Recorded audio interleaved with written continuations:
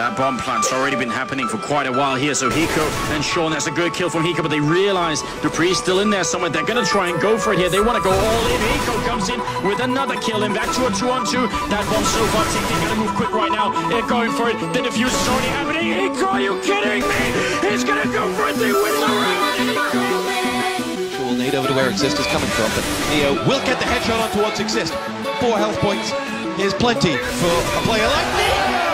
Big for a headshot on Defib Flowering. Neo's 4 health points are going to be tested now by Forest. 1 on 2. 2 of the biggest players of the game. Neo gets the hat-trick. I do not believe it!